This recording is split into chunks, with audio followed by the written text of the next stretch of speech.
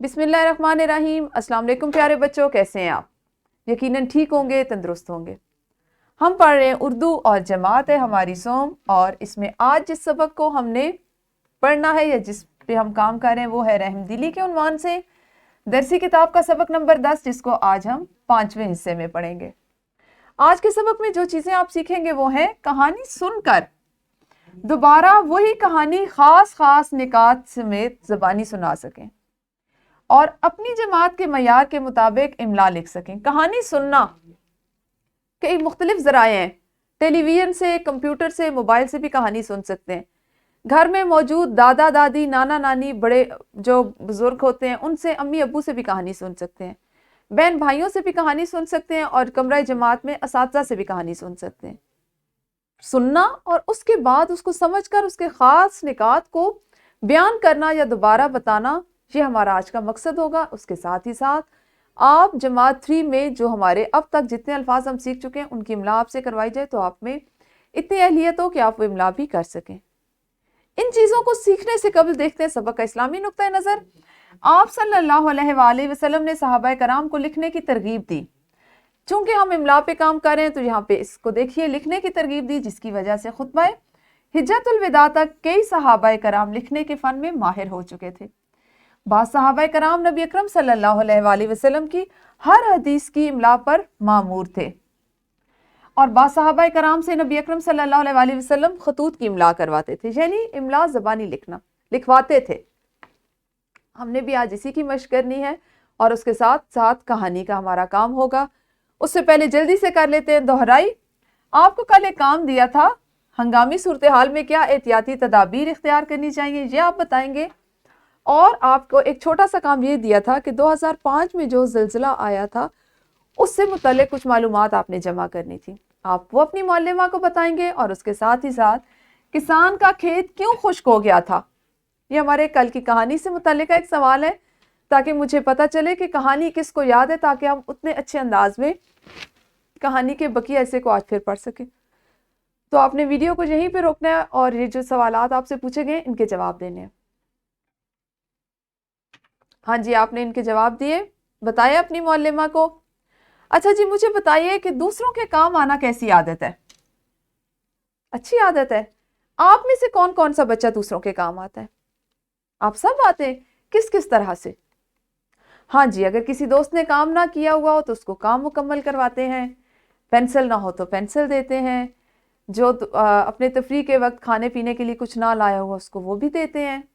शाबाश, ये बहुत अच्छी बात है। अच्छा, अपनी जमात में आप कैसे दूसरों के काम करते हैं?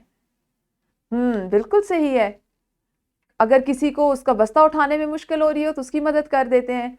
अगर किसी के पास उसके आज किताब नहीं है तो उसको अपनी किताब दे देंगे, उसको अपने साथ बिठा के पढ़ा लेंगे। किसी को कुछ समझ नहीं आ रही समझा देंगे, तो ये भी मदद है ना। बिल्कुल सही, बहुत खूब। तो आज हम करते हैं सबक के बकिया हिस्से की पढ़ाई और इमला की मश्क भी करेंगे। ठीक है जी, जल्दी से किताबें खोलिए। अच्छा, आप सबने कहानी मुकम्मल कर रखी है, बहुत खूब। चले मैं आपको पढ़ के मजीद सुना देती हूँ ताकि आपको पता चले कि कहानी में आने वाले अगर कोई ख़ास अल्फाज जो आपको नहीं अदा करना है तो आप वो भी सीख लें। इस नन्ही बूंद ने ये सुना तो बिगड़ कर कहने लगी, यानी नाराज होकर कहने लगी, मैं मानती हूँ कि मैं एक ज़रा सा कतरा हूँ, मेरे पानी से दरिया के पानी वाला काम नहीं हो सकता, लेकिन रहमदिली और हमदर्दी का तकाजा ये है कि दूसरों के लिए हम जो कर सकें वो करें। हमें अपनी सारी उम्र दूसरों की मदद करने में गुजारनी है। ये कहकर वो बूंद आसमान से रवाना हुई, यानी चल पड़ी, और किसान की नाक पे आ गिरी। ओह! बाकी सहेलियों ने जब ये देखा तो उन्हें भी एहसास हुआ। उन्होंने आपस में मशवरा किया कि रहमदिली के इस काम में अपनी सहेली को अकेला नहीं छोड़ेंगे। सारी बूंदें एक साथ किसान के खेत पर बरस गईं। किसान की टूटी हुई उम्मीद जी उठी, यानी उसको दोबारा से हौसला मिला कि बारिश हो गई है, मेरे खेत को दोबारा से पानी मिला है, तो अब खेती जो है वो दोबारा हरी हो जाएगी, और वो खुशी से अल्लाह ताला का शुक्र अदा करने लगा।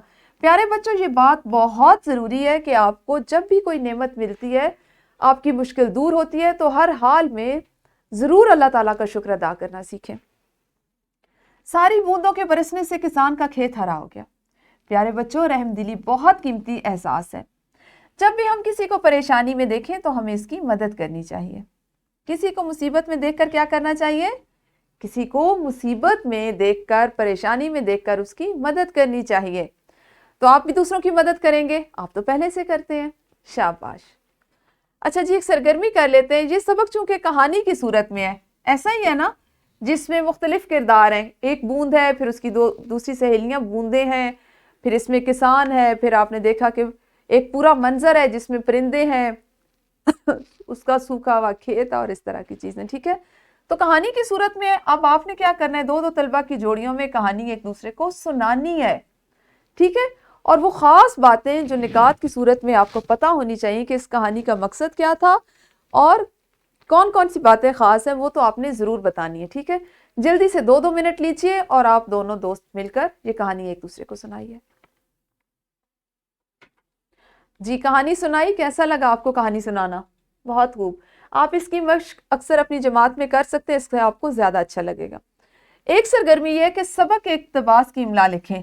دو کی جوڑیوں کی صورت میں ایک ساتھی دوسرے اور دوسرا پہلے کی املا کی جانچ کرے گا. املا کسی بھی ایک اقتباس کی املا آپ کی معلمہ بھی آپ کو لکھوائیں گی. جب وہ املا آپ کو لکھوا لیں تو آپ نے اپنے ساتھی کی، جس نے آپ کو کہانی سنائی، اس کی املا چیک کرنی ہے، اس کی جانچ کرنی ہے اور اپنی کاپی اس کو دے دیں تاکہ وہ آپ کی کاپی پہ جانچ کرے. تو اس طرح سے سرگرمی مکمل کریں ویڈیو کو روک کر. ہاں جی، املا کی مشق بھی ہو گئی. اچھا جی، مشق میں ہمارے سننے اور بولنے کے کچھ سوالات رہتے ہیں، جس میں ان سوالوں کے آپ نے زبانی جوابات دینے ہیں. ابھی آپ کی معلمہ آپ سے سوالات پوچھیں گی تو آپ نے ہاتھ کھڑا کر کے ان کے جواب دینے ہیں. ہمارا سوال نمبر 4 درج ذیل سوالات کے مختصر جواب دیں. اس کا جزو نمبر 4 اور 5 یہ کل رہ گئے تھے اور یہ ہمارے آج کے سبق سے متعلق تھے، تو اس لیے ان کے جواب آپ ابھی اپنی کاپی پر تحریر کیجئے. گھر سے آج آپ نے دوسروں کی مدد کے عنوان پر کوئی کہانی یا نظم تلاش کر کے لکھ کے لانی ہے اپنی کاپی میں. اپنے والدین سے مدد لے سکتے ہیں، بڑے بہن بھائیوں سے آپ مدد لے سکتے ہیں. ہمارا سبق آج آخری حصے میں ہم پڑھ رہے ہیں تو عملی منصوبے کو بھی شامل کرتے ہیں. آپ نے ایک جار میں مختلف پرچیاں ڈالنی ہیں. ان پرچیوں پر دوسروں کی مدد کرنے کے طریقے لکھیں. جیسے اپنا جیب خرچ کسی ضرورت مند بچے کو دیں. ایک پرچی پہ یہ لکھنا ہے. اپنے کپڑوں میں سے کوئی جوڑا کسی ضرورت مند بچے کو دیں. ایسا جوڑا جو قابل استعمال ہو اپنی امی سے پوچھ کر کسی ضرورت مند کو دینا. اور کسی ضرورت مند بچے کو اپنے گھر سے ایک وقت کا کھانا کھلائیں. کوئی ضرورت مند بچہ جو اسکول نہ جاتا ہو اسے ابتدائی قاعدہ پڑھانے کا ذمہ لیں. لیکن یہ تمام کام آپ نے اپنے والدین کو شامل کر کے ان کی مرضی سے کرنے، ان کی اجازت سے کرنے. ٹھیک ہے، ہر طالب علم ایک پرچی نکالے اور جو کام اس پر لکھا ہو اسے کر کے اگلے دن جماعت میں بتائے. اگر طالب علم زیادہ اور پرچیاں کم ہوں تو اپنی پرچیوں کو دوبارہ جار میں ڈال دیں. ٹھیک ہے جی، تو یہ آپ کا وہ کام ہے جس کو اب آپ نے اپنا معمول بنا لینا ہے. اس عملی منصوبے کو چاہے تو آپ اس کو روزانہ کی بنیاد پر کریں، ورنہ آپ اس کو ہفتے میں ایک دفعہ بھی کر سکتے ہیں. ٹھیک ہے، تو ٹھیک ہے جی، ہمارا آج کا سبق بس مکمل ہوا. سبق نمبر 10 تھا رحم دلی. انشاءاللہ کل اگلے سبق کا آغاز کریں گے. آپ سب اپنا بہت خیال رکھیے. اللہ حافظ. شکریہ.